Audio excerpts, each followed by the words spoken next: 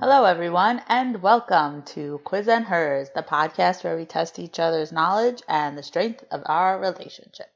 I am Hallie, and I am here today with my fiance, Justin. Hello. Hello. And Yes. I lost my train of thought. For anyone who is new to the podcast, let me explain how it works. Each week, we take turns asking each other 6 questions from different categories which are tied together by a common theme. The categories are sounds and screen, arts and literature, sports and games, times and places, science, and everything else. Yes. I almost lost times and places. But yeah, basically, we ask the 6 questions. We'll talk a little bit about each answer, hopefully learn a little bit more. And yeah, so far this season, I am leading 7-4, but that's only because I have like the 1 week ahead advantage. So, you know. Yep. So I'll try to catch up this week. Yeah, we'll see if you can even things out. Okay. All right. Good? I'm ready. All right. I called today's theme Ice Ice Baby. Okay. It is not about vanilla ice. Thank God. It is basically just about like cold things. Oh, okay. Cool. Ice and cold things. All right. I'm cold. I guess it was on my mind. It is very cold here right now. Yeah. Okay. And there's been snow, and I guess it was on my mind. Yep. All right. Cool. All right. So I am going to start this game with everything else. Okay. The name Eskimo that we often still use for the indigenous people who live near the North Pole originally derives from phrases used by what other indigenous tribe native to the east coast of North America that also gave us the words chipmunk, persimmon, and moccasin? I don't know. Would you like to guess?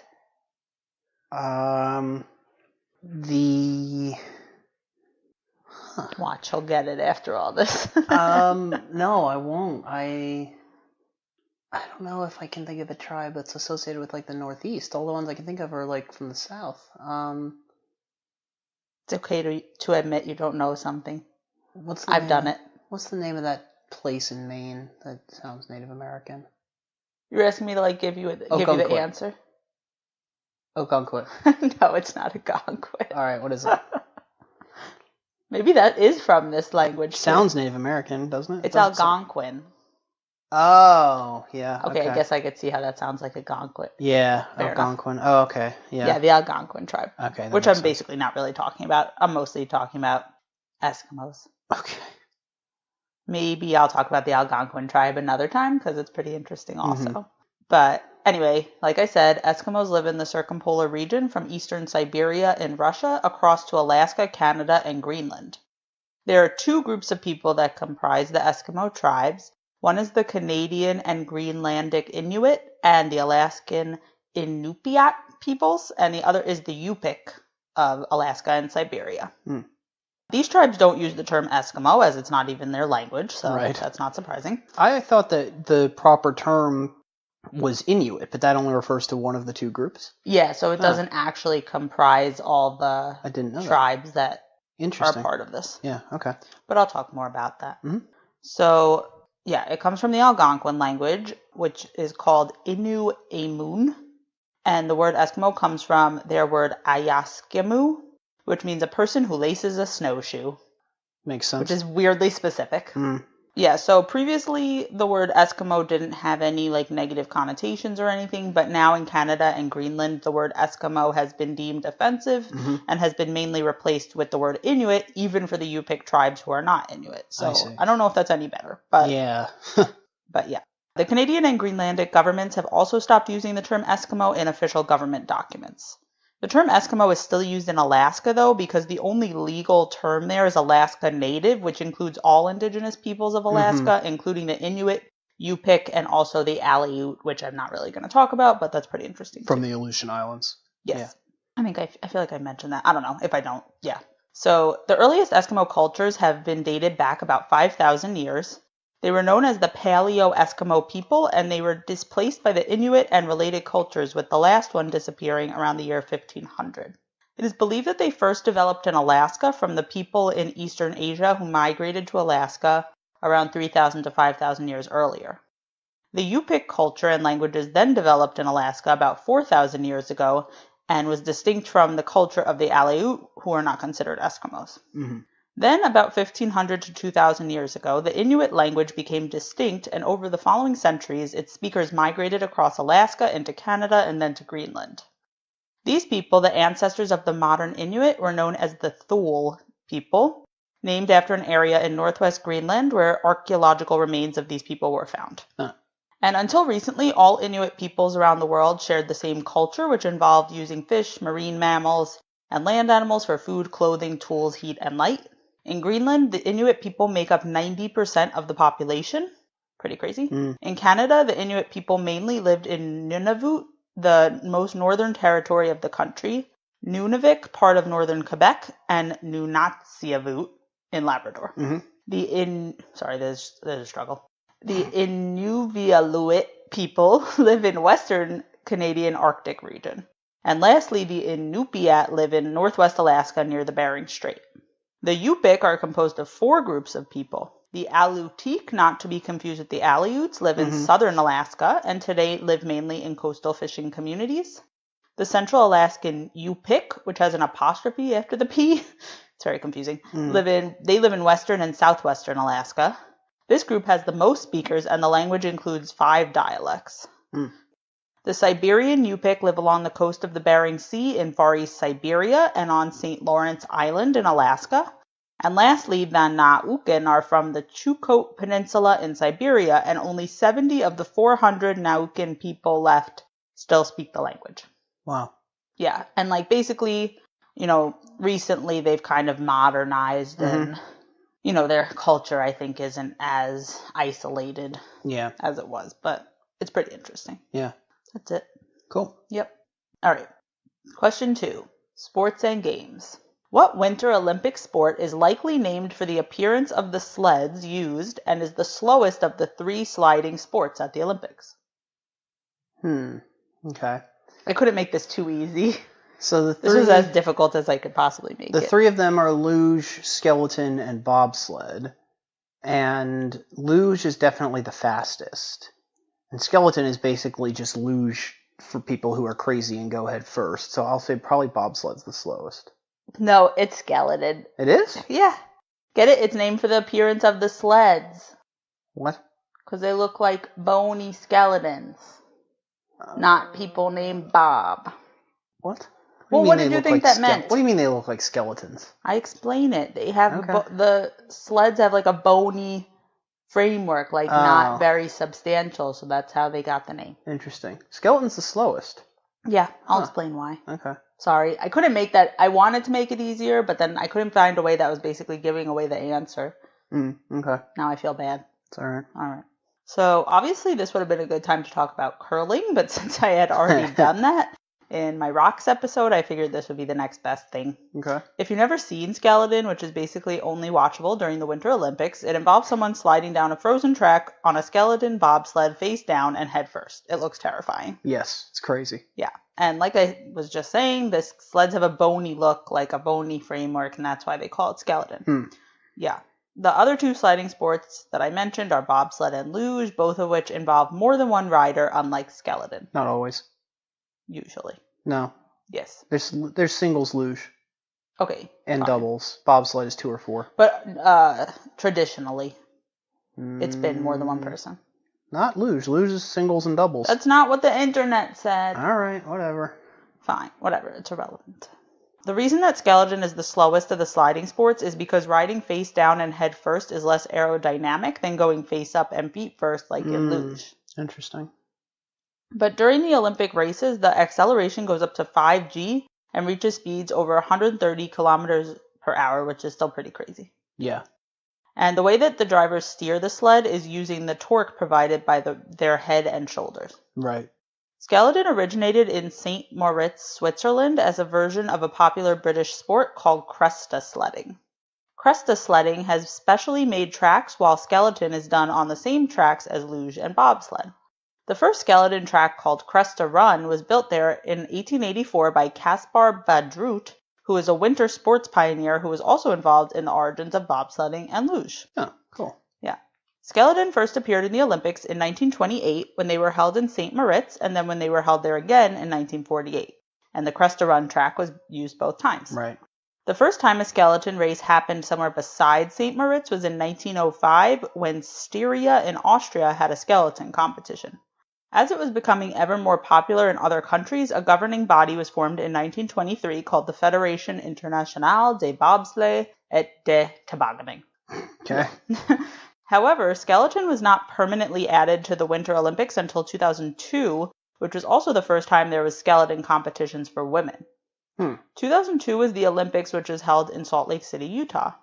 And in 2015, the governing body was renamed to the International Bobsleigh and Skeleton Federation. I don't know why it doesn't say luge. Yeah, I don't know. I'm not sure why it's separate. The current Olympic champions are Yun Sung Bin from South Korea and Lizzie Yarnold from the United States. The United States currently holds the most skeleton medals for men's skeleton, and Great Britain has the most medals in women's skeleton. That's all. Okay, cool. All right. Question 3. Science. What was the name of the earliest major ice age, which formed a little over 2 billion years ago, and is so named due to geological formations formed during this age, being found near Sault Ste. Marie to Sudbury in Ontario, Canada, near a certain lake? What? The geographical region is near a certain lake that the ice age is named after. I'm trying to be helpful here. In Ontario? Sault Ste. Marie to Sudbury in Ontario, Canada. I don't know if you know where this is. Not really. I don't know. All right. What am I supposed to be naming, the lake or the age? The age. Okay. Ontario, that would be near like the Great Lakes, I guess. So Michigan, the Michigan age, I don't know. No. What is it? Huronian. Huronian, okay. Yeah, Lake Huron. I see. Is there. Okay. Yeah, that was kind of hard. Sorry. Yeah. It gets better. It's fine. Don't worry. You'll be fine. Anyway, I'm going to talk about the ice ages that have happened so far. Okay. Did you know that we are currently in an ice age? Me neither. No, I didn't know that. That's what I wrote. Did you know? No. Yeah. Okay. Pretty weird. Anyway, I'll explain the whole thing. Okay. So I'll start from the first ice age and go forward to where we are at this point. Before we start, I should probably mention what an ice age actually is. The part we all know is that it's a long period of lower temperatures on Earth. But what you may not know is that this causes the presence or expansion of ice sheets in the polar regions. Some reasons why ice ages happen may be the concentrations of CO2 and methane in the atmosphere, changes in Earth's orbit around the sun, the motion of tectonic plates, which can affect wind and ocean currents, changes in solar output, the orbit of the moon, or the eruption of supervolcanoes. So a lot of different things. Yep, okay. So far, there have been at least 5 major ice ages called the Huronian, Cryogenian, Andean, Saharan, Karoo, and the Quaternary Ice Age, which is what we are in currently. Like I said in the question, the Huronian Ice Age began about 2 billion years ago, which was the Proterozoic Eon. The reason for the Huronian Ice Age was that methane was removed from the atmosphere during the Great Oxygenation event, when oxygen was introduced into our atmosphere. The Cryogenian Ice Age happened from 850 to 630 million years ago, and was probably the most severe ice age of the last billion years. It is possible that during this time, the glacial ice sheets reached all the way to the equator. Wow. Yeah. Can you imagine? No, that's crazy. Sounds horrible. Where would you go on vacation? This ice age he's shaking his head at me. He's face palming me. He doesn't like my joke. Go on. Thank you. This ice age may have been ended because of the increase in carbon dioxide in the atmosphere from volcanic eruptions. Also, the end of the Cryogenian Ice Age may have led to the Cambrian explosion, which, if you don't know what that is, go back to Justin's recent episode, Unsolved Quiz The second one, yes. Part 2. The quizzing. The recent one. Yeah. Yeah. So not much is known about the Andean-Saharan Ice Age. It occurred from 460 to 420 million years ago. It is called that because the center of glaciation, I hate this word, the center of glaciation migrated from the Sahara to South America around 440 million years ago. The next ice age, called the Karoo... What does that mean? What do you mean? What does that mean? Like where there was the most ice sheets. Yeah. It started in the Sahara and it moved to South America during the same ice age, without it, the ice age ending. I see. Okay. Yeah. Anyway. The next ice age, called the Karoo Ice Age, was from 360 to 260 million years ago. It is named after the Karoo region of South Africa, where glacial tills were first found. Okay. I don't know what that means. It means where they found the evidence for it. Yeah, okay. The Quaternary Ice Age began about 2.5 million years ago when ice sheets in the northern hemisphere began to spread. Since that time, there have been cycles of ice sheets advancing and retreating. Periods of glacial advances are called glacial periods, and periods of glacial retreats are called interglacial periods. We are currently in an interglacial period, with the last glacial period ending about 10,000 years ago. The interglacial period now is called the Holocene epoch. The next ice age would likely begin in about 50,000 years, but because there is so much heat-trapping gases being emitted into Earth's atmosphere and oceans, this ice age will probably not happen.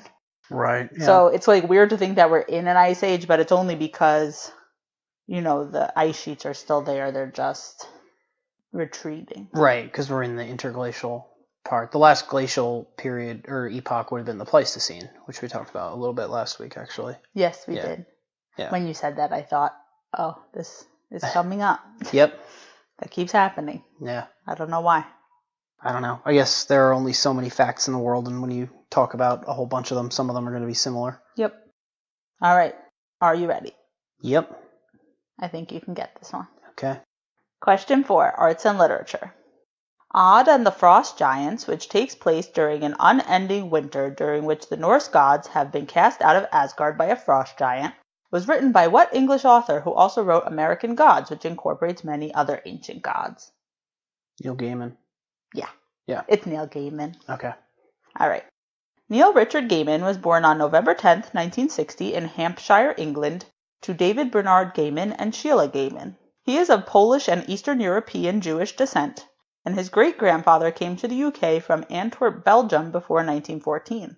His grandfather started a chain of grocery stores in the Hampshire city of Portsmouth, where Neil's father also worked. Neil's mother, Sheila, was a pharmacist.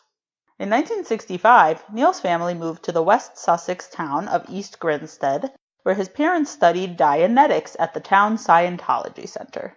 Did you know about this? I did not know about this. No, I did not know that he was raised as a Scientologist. Yeah, his father became the head of the UK branch of the Church of Scientology. Really? Like, the man has his own Wikipedia page. Wow, okay. Yeah, pretty interesting. And today, one of his sisters actually works at the Church of Scientology in Los Angeles. Huh. Neil, however, is not religious either as a Scientologist or a Jew. Okay. So, he wasn't really into it. Right, okay. He basically, I read a quote from him that was basically like, I don't care. Okay. He was like, I don't really think about it. Anyway. Yeah. Yeah, so Neil learned to read at the age of 4, and he loved reading. His favorite books as a child were Lord of the Rings, The Chronicles of Narnia, Alice's Adventures. Chronic what? Okay, thank you, Justin. It's a Lonely Island joke. Lazy Sunday. It's so good. It is good. Go on. Alice's Adventure in Wonderland, and the Batman comics. His favorite science fiction writer was R.A. Lafferty, who is best known for his autobiographical novels In a Green Tree and the history book The Fall of Rome. But apparently he was a sci-fi writer, too. Mm-hmm. Gaiman said that the writer who has influenced him the most was Roger Zelazny, who is best known for the Chronicles of Amber. Chronic what? All right, Justin, that's enough. I've never even heard of that. Me but neither. Maybe it must be good. In the early 80s, Gaiman pursued journalism, mainly writing book reviews. His first short story publication was called Feather Quest, and it was published by Imagine magazine in May 1984. His first book, also written in 1984, was a biography of the band Duran Duran. Did you know that? No. Very weird that was his first book. Yeah, that's random. Yep. Huh. Okay. Yeah. So after that, he was offered a job by Penthouse magazine, which he declined. Huh. Okay. Really weird. He said he ended his journalism career in 1987 because British newspapers publish untruths as fact. In the late 1980s, he wrote Don't Panic, the official Hitchhiker's Guide to the Galaxy companion, and then wrote the opening of what became his collaboration with Terry Pratchett, the comic novel Good Omens, which I've heard of. Yeah.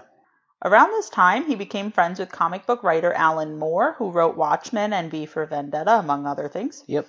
Gaiman picked up writing Miracle Man comics after Moore finished his run. One of the heads at DC offered Gaiman the opportunity to rewrite an old character called the Sandman with his own interpretation. The Sandman series began in 1989 and finished in 1996. Gaiman produced 2 stories for DC's Secret Origins series and also wrote 2 series for Marvel Comics, Marvel 1602 and The Eternals. In 2009, he wrote a 2-part Batman story for DC Comics called Whatever Happened to the Caped Crusader. Oh, yeah. Yeah. Yeah, I remember when that was being published. Like, that was everybody was, like, making a big deal about it. I wonder if it's good. I don't know. I realized I have not read anything that Neil Gaiman wrote. But I've heard really good things. Yeah. The novel Good Omens that I mentioned previously was published in 1990. Gaiman's first solo novel was the novelization for the BBC miniseries Neverwhere. American Gods, which I mentioned in the question, was released in 2001 and became one of his best-selling and most award-winning novels. In February 2017, he released Norse Mythology, which, not surprisingly, is a retelling of several stories from Norse mythology. Right. Which I definitely talked about in an earlier episode, but I can't think of which one. Weapon of Choice. Yeah, thanks. Season 2, Episode 2, I think. Yep, sure. Right, because the question was about Odin and his weapons. Yeah, thanks. You're helpful. Justin is my podcast memory. I do all the editing, so I end up listening to every episode like 3 times. That's true. So. And I appreciate you for it. Yep. Anyway. In addition to comics and novels, Gaiman has also written several screenplays, including the English-language script for the anime movie Princess Mononoke. Some of his stories have also been adapted into movies and TV shows, like the movie Stardust and the recent TV show American Gods. Yep. Yep. That looks good. We should watch that. I want to read the books. Okay. I have a thing about reading the book first.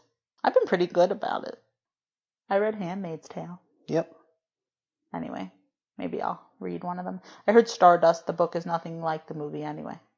Yeah, I've heard that also. Yeah, I don't know. Yeah. All right. Are you ready? Question 5. Yep. Times and places. In 1980, forgive me for the pronunciations. In 1980, Andrzej Zawada, the grandson of Tomasz Rawitz Zawada, who participated in the January Uprising, headed the first group of climbers to make the winter ascent of Mount Everest and were from what country where winter Himalayism became a specialty? What? You don't like the question? I don't understand the question. The question is what country were they from, and then the hint is that his grandfather participated in the January Uprising, and the people from this country made the first winter ascent of Mount Everest and invented winter Himalayism. Okay. I don't know what winter Himalayism means. Well, that's not supposed to help you. The names and the January Uprising are supposed to help you. All right. So,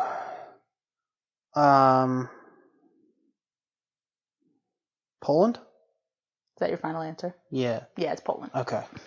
See, you figured it out. I helped you, but you figured it out. Well, that was a confusing question, but I yeah, know, January but I tried Uprising. to put an extra hint in there for you. January Uprising. It was too difficult without that. Yeah. Okay. Anyway, I was thinking Antarctica would have been perfect for this game, but I also did that already. Yes, you did. And what episode was that? The birds. Oh, yeah. It was about the South Shetland Island birds. Yeah. Okay, I feel like Mount Everest is a pretty good second choice to talk about. Yep. So, it's funny because you just talked about the Himalayas. Yes, I did. But anyway. Mount Everest, as I'm sure you know, is Earth's highest mountain above sea level at 29,029 feet or 8,848 meters. I say above sea level because Mauna Kea in Hawaii and Denali in Alaska are actually taller if measured from their bases. Right. Mount Everest is on the border between Nepal and China. In Nepali, it is called Sagarmatha, and in Tibetan, it is called Chomolungma. Its English name was chosen in 1865 by Andrew Waugh, who was the British Surveyor General of India, who named it after his predecessor, Sir George Everest, even though Sir Everest didn't really want him to. He was like, no, that's okay. But then he did it anyway. This was part of the Great Trigonometric Survey, which aimed to measure the Indian subcontinent. The first survey of the mountain was actually in 1715 by the Qing Empire of China, which was actually the last imperial dynasty of China. Right. Fun fact. In 2005, the Chinese Academy of Sciences found that the rock height of Mount Everest is actually 8,444 meters, but there are 3.5 meters of snow and ice on top of that, which is pretty crazy. Oh, wow. Yeah. Interesting. I can't even fathom that, 3.5. It's like 10 feet of ice. Yeah, that's a lot. Wow. Yeah. Scientists actually think that the plate tectonics in the area of Mount Everest are both increasing the height of the mountain and moving it in a northeast direction. Very slowly, obviously. Well, yeah. Okay. Super slowly. By 2012, Everest had been climbed 5,656 times with 223 deaths, which sounds like a lot, but when you think about 5,000, that's not that bad. What? Okay. I mean, I was thinking that's a lot, but also 5,656 times. Well, I guess that's the amount of times, not the amount of people. Right. I don't know. It's sad. Other than the obvious blizzards and avalanches, wind speeds can reach up to 320 kilometers per hour or 200 miles per hour when the weather shifts, which is crazy. Mm.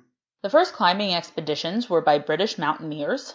On the first one in 1921, they reached 7,000 meters, and in 1922, they reached 8,000 meters. In 1921, George Mallory and Guy Bullock found the northern approach to the mountain in the 1921 British Reconnaissance Expedition. Did I say that right? Reconnaissance Expedition. I knew I was close. Sorry, I struggle with that word. Anyway, in 1924, George Mallory and Andrew Irvine were climbing the mountain and made a final attempt to reach the summit on June 8th, but never returned. And to this day, it is unknown whether they ever reached the top. I feel like it doesn't count if you don't get back down. Yeah, so Mallory's body wasn't even found until 1999. Wow. And I was thinking that would have been a good thing to talk about in Unsolved Quiz Part 3, but too bad, because I just did it. Okay.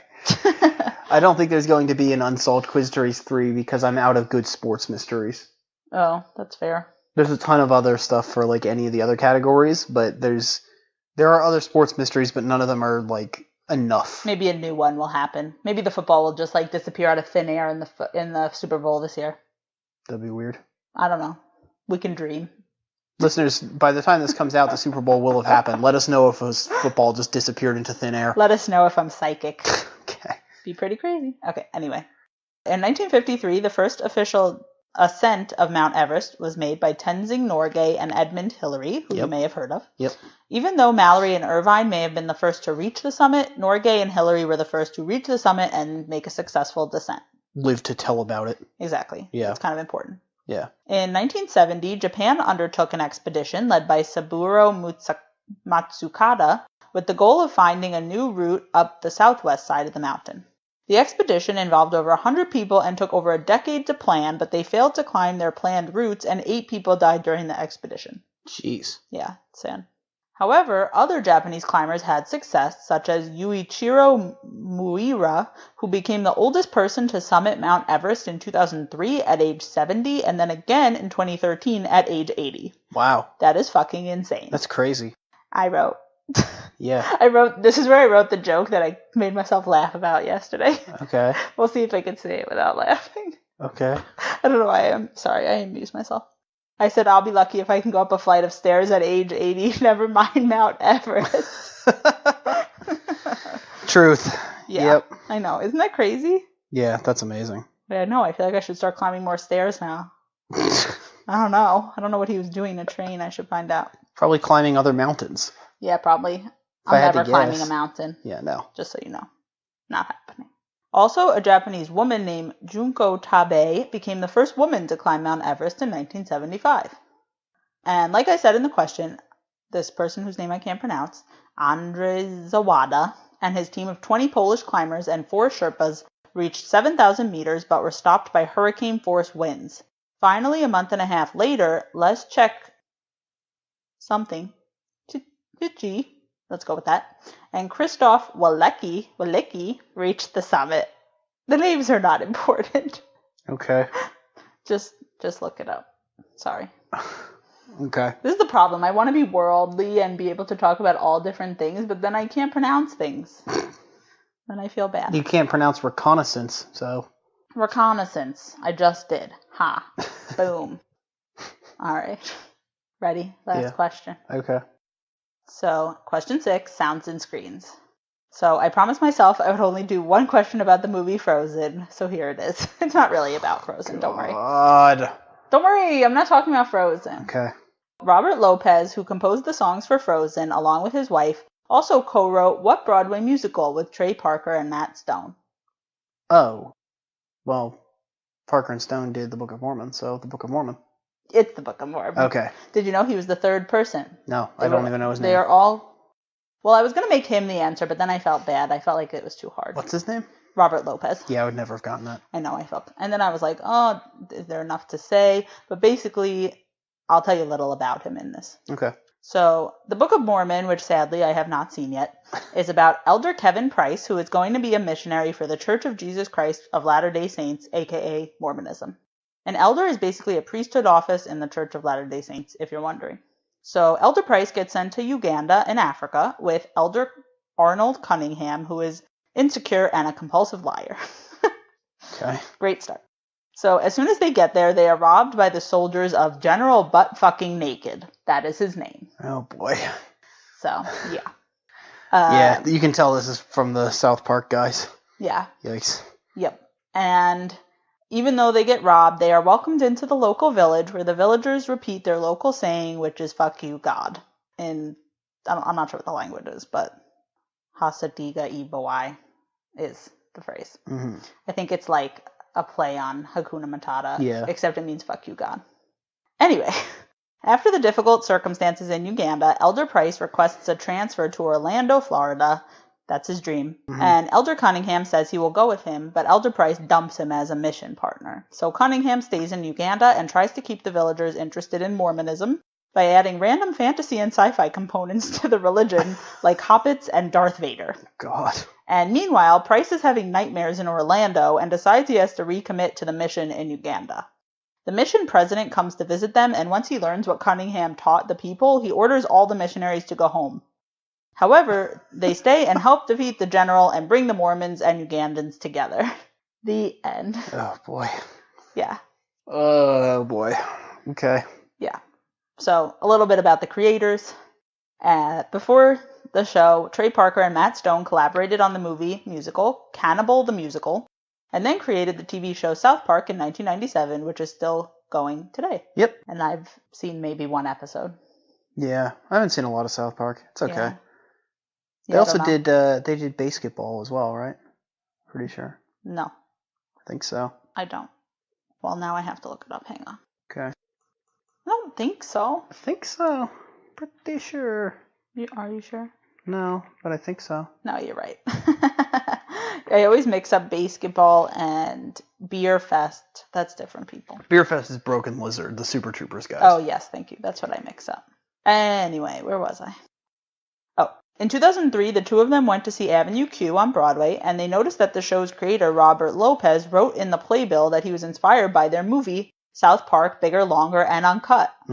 Like that. It said that in his bio. Yeah. So they met with him after the show and realized that he was also fascinated by the Mormon Church, and that was how the Book of Mormon was born. The producers of the show were going to first workshop it at the New York Theater Workshop in the summer of 2010, but then they decided to just premiere it on Broadway right out of the gate. It premiered on Broadway in March 2011 and was headlined by Josh Gad as Elder Cunningham and Andrew Rannells as Elder Price. At the time, they were like basically unknown, and now they're huge. Mm-hmm. They're both famous. Speaking of Frozen. Isn't Josh Gad in Frozen? No. Oh. He's in the live-action Beauty and the Beast. He plays the little guy. Cogsworth? No, the one who's with Gaston. He's the singer that song. that guy. The one who loves Gaston. Right, okay. And Andrew Rannells. I'm trying to think. He was in Girls. I don't know how else non-Broadway people would know him, but he's pretty famous now. Okay. He's been in other shows, and yeah, he's pretty good. He's great. I like him. So wait, who's the snowman in Frozen then? I thought that was Josh Gad. Oh, he is the snowman in Frozen. You're right. Sorry, I forgot. Thank you. You're welcome. You're right. You're Yeah. right. Oh, wait, that must have been why he got cast, because Robert Lopez must have thought he would be good to sing this part. Yeah.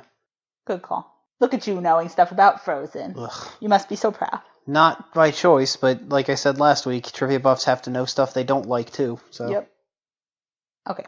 Ben Brantley, the head theater critic at the New York Times, said the show reminded him of The King and I or The Sound of Music, but, quote, rather than dealing with tyrannical, charismatic men with way too many children, our heroes must confront a one-eyed genocidal warlord with an unprintable name. God. I like that sentence.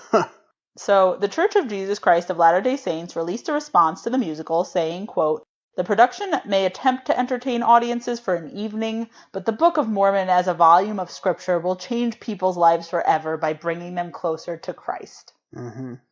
But I thought that was like pretty, what's the word? Neutral of them. They took the high road there. Yeah, they could have said a lot worse. Yeah. So they didn't say that it wasn't entertaining. Right, yeah. I feel like you could probably appreciate it. That's the joke. Yeah. So, anyway, the show won 9 Tony Awards, which is pretty good, including Best Musical, Best Book of a Musical, Best Original Score, and Best Actress in a Musical. This Tony Award was one of the awards contributing to Robert Lopez's EGOT. Did you know? He is the youngest person to have an EGOT and the person who achieved it the quickest in just 10 years. I didn't know that. Yeah, that was going to be my initial question, but I was like, he'll never know his name. No. Yeah. So, since that time, the Book of Mormon has done several national tours, and it's premiered in Melbourne, Stockholm, Oslo, and Copenhagen. And it's still on Broadway, and everyone loves it. And if anyone out there wants to get me tickets, please feel free. Thank you. Thank you in advance. Yeah, you can send the tickets to us at quizandhers@gmail.com. Yeah, good segue. You can reach us at quizandhers@gmail.com. Mm-hmm. Or on any social media platform. Well, the big ones anyway. Sorry, any podcast platform. Yes. I was mixing up the two things. Yes. Any podcast platform, some social media platforms. We don't have a Snapchat. Yeah, because I don't think we'll ever find the need for that. I don't really know I don't understand what Snapchat is. Justin doesn't know what it is. I know what it is, but that's about it. Yeah, but yes. And yeah, Instagram, Facebook, Twitter, at Quiz and Hers. Yep. And, leave us a review, reach out to us, let us know if you have any thoughts. I was saying to Justin recently, it might be fun if people give us suggestions for some topics or like even a theme. And, yeah, that would be fun. And, we would still try to keep it a secret from each other what the theme is or, what we're doing. It wouldn't mess up the game because you wouldn't know. Right. I basically run the Twitter and Hallie runs the Instagram. So if you have a theme that you want me to do. Oh, that's a good idea. Send it to us on Twitter. And if you have an idea for a theme you think that Hallie should do, send it to us on Instagram. Or if you email us, we'll just figure it out.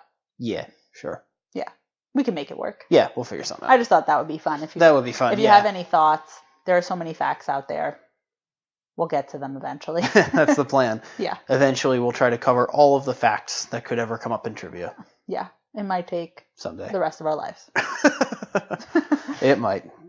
All right. Oh, and we're on YouTube. Yes. I never remember to mention that, but yes. I remembered this time and last time. Yes. All of the episodes are up on YouTube now. Yep. So that's another way to find us. You can just search Quiz and Hers. You'll find it. Right. Did I forget anything? Oh, you're ahead. No. Yes. No. No? I got 3, right? Wait, I thought you got 4. No, I don't think so. Sorry, you got... I think I got the last 3. You didn't get Skeleton. Yeah. You're right, you got the last 3. All right, so we're tied again. Tied at 7 correct answers apiece. Man, this is a close season. Yeah, we might really have to honing our question. We might have to make up a tiebreaker rule at some point at the end of the season. Hopefully not, but... Yeah, let us know if you have any ideas. Yeah, right. Okay. All right, so until next week. Okay. All right. Bye. Goodbye.